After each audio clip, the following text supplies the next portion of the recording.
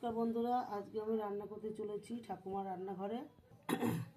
রান্না করব চবন প্রাস।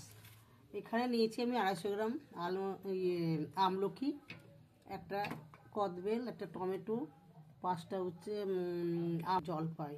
এইগুলো আমি এখন সিদ্ধ করে নেব সব। কুকার করে আমি এগুলো সিদ্ধ করতে বসিয়ে দিলাম। এদিকে আমি প্রাসের মশলাগুলো তৈরি করে নিই। কড়াইটা গরম হয়ে গেছে, আমি কটা ধনে দিয়ে দিচ্ছি, 3টে শুকনো লঙ্কা আর 5টা এলাচ, আর এখানে 2 রকমের গোলমরিচ আছে, আর মৌরি। আমি এইগুলো আগে একটু তেজপাতা দিলাম একটা, এগুলো একটু নাড়াচাড়া করে নিই। ধনে, শুকনো লঙ্কা, তেজপাতা আর মৌরিটা ভাজা হয়ে গেছে। এবার আমি জিরে আর কটা রাঁধুনি দিয়ে দিচ্ছি। এগুলো আমি নেড়ে চেড়ে ভেজে নেব।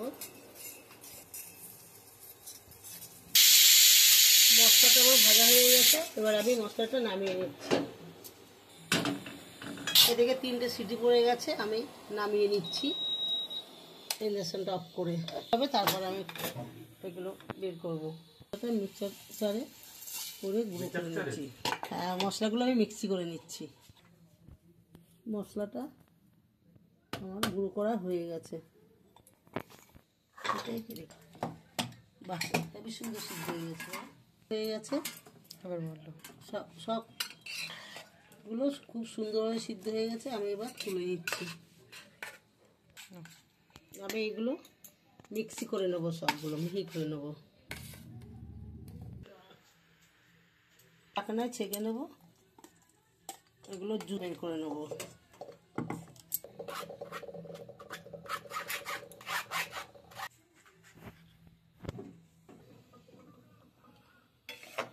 সব মিক্সি করাগুলো আমি ভালো করে চেলে নিয়েছি। হ্যাঁ, ভালো করে ছেঁকে নিয়েছি। ছেঁকে এবার আমি গ্যাসে বসিয়ে দিচ্ছি।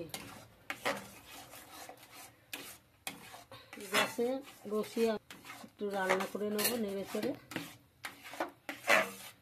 দেখুন কি সুন্দর চেলে নিয়েছি, শ্বাসটা এমনভাবে বেরিয়েছে, কোথাও কোনো ছায়াকা টাকা কিচ্ছু নেই।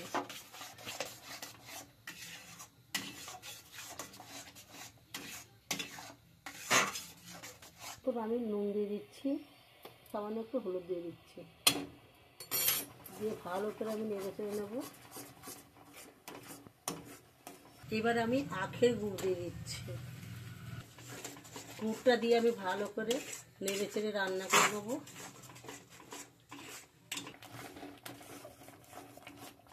একদম নাড়াচা করে আরেকটু রস মরবে। আমলকি নানান রকম উপকরণ দিয়ে আমার চবন প্রাসটা তৈরি হয়ে গেছে। এবার আমি যে মশলাটা বানিয়েছিলাম মশলাটা দিয়ে দিচ্ছি। আপনারা চবন প্রাস কেনার দরকার নেই, এইভাবে বানিয়ে খাবেন, খুবই হজমকারী। ভাত খাওয়ার পরে কিংবা একটু মুখে রুচি আসলে না, তখন আপনারা চামচিতে করে নিয়ে একটু চেটে চেটে খাবেন। আর এখানে 65 টাকা মতন খরচা হয়েছে এই চবন প্রাসটা বানানোর জন্য। আর এইরকম একটা জার কিনতে গেলে ম্যাক্সিমাম আমরা কিনেছি 350 টাকা দিয়ে। তা ঘরে থাকা উপকরণ দিয়ে নিজেরা বাড়িতে বানিয়ে খাওয়াই ভালো। আমার চবন প্রাস হয়ে গেছে, এবার আমি নামিয়ে নিচ্ছি।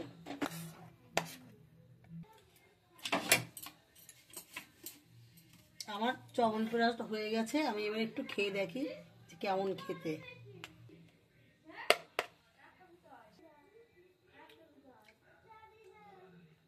দারুণ টেস্ট।